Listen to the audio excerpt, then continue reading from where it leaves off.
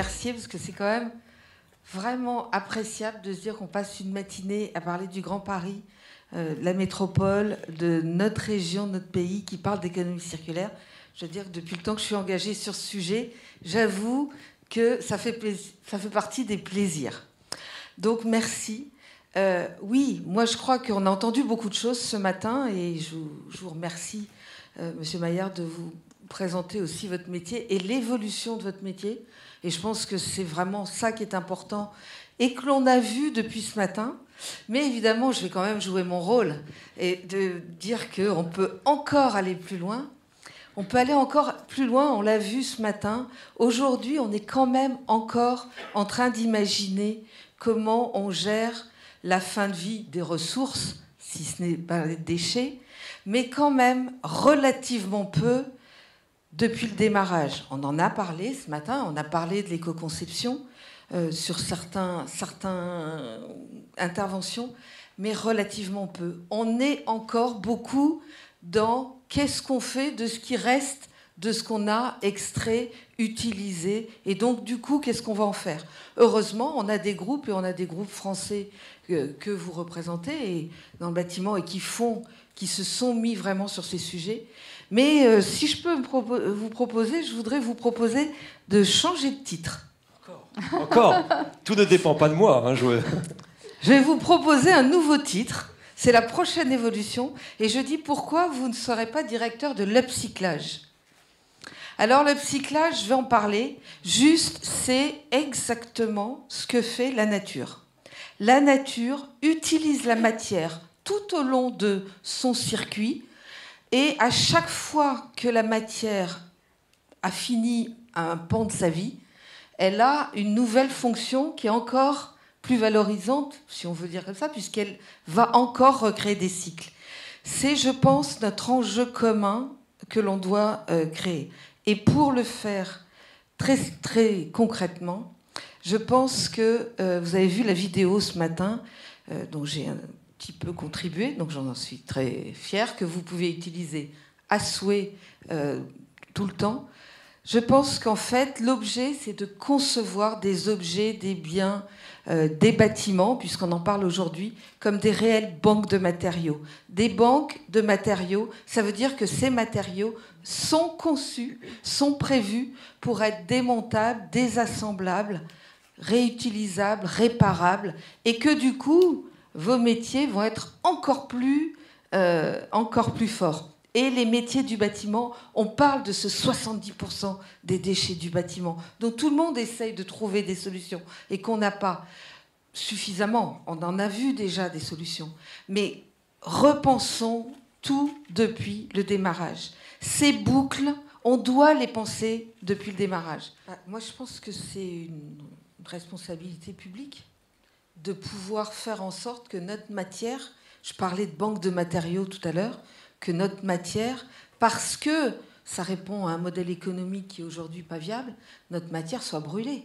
Comment peut-on encore accepter que notre matière, qui certes sur un plan économique, et c'est entendable, hein, je ne remets pas du tout en cause le fait que ces tarifs ne permettent pas aux industriels de l'utiliser, mais pendant ce temps-là, on brûle ou on enfouit de la matière qui a de la valeur et que pour la plupart, on ne retrouvera pas, qui n'est pas renouvelable. Donc, qu'est-ce qu'on veut? Qu'est-ce qu'on veut comme société pour demain? J'allais dire que l'économie circulaire aujourd'hui, c'est la croissance de demain. C'est uniquement la croissance de demain. C'est comment on aura une empreinte positive, réellement, en utilisant notre matière comme qui a de la valeur et pas aujourd'hui fluctuant en fonction des cours de certaines matières. Donc oui, c'est une responsabilité publique. Et là, je vais rajouter quand même un point, parce que dans les points que vous avez proposés, j'en soutiens beaucoup, évidemment. Mais je pense que là encore, je reviens un peu, mais si on éco-conçoit les produits, si on a des produits qui sont conçus sans toxicité, j'en reparlerai un peu plus, et qu'on a donc une meilleure facilité pour vous à traiter ces matières et donc moins de coûts parce que c'est désassemblé par rapport à des produits et que du coup vous pouvez les utiliser, alors vous serez sûrement dans des valeurs économiques plus viables. Juste un exemple, un téléviseur. Un téléviseur aujourd'hui, il est absolument, pour la plupart, absolument pas désassemblable. Tout est collé. C'est impossible aujourd'hui. C'est impossible. Donc, ce qui veut dire que si vous voulez récupérer de la matière, vous pouvez, et qu'on espère, moi j'espère que vous pourrez avoir des poules aux œufs d'or, parce que ça serait une très bonne nouvelle. On est obligé de broyer. Et quand on est obligé de broyer, il reste une valeur qui est nulle.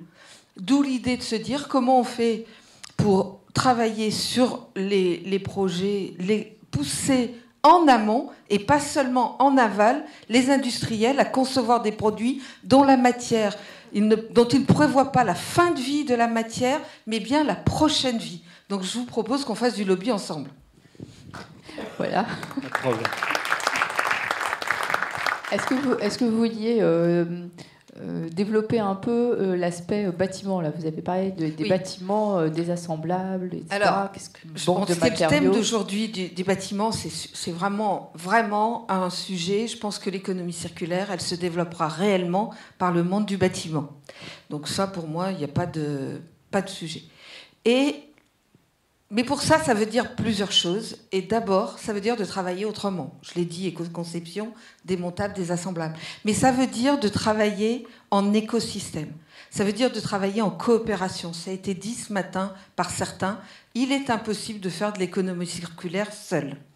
Donc, construire, et aujourd'hui, ça existe. Donc, ce n'est pas juste des intentions. Ça existe, des villes, des sociétés ou même quasi des territoires qui veulent être en économie circulaire.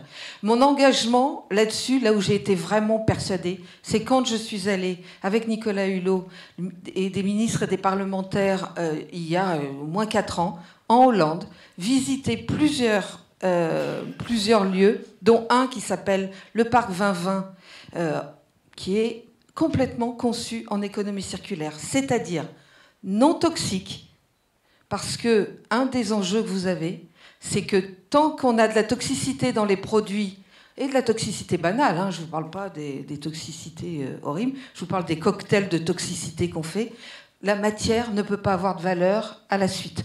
Donc non toxique, désassemblable, démontable, donc des banques de matériaux, énergie renouvelable, avec de l'agriculture urbaine, tout est reconçu différemment dans leur écosystème.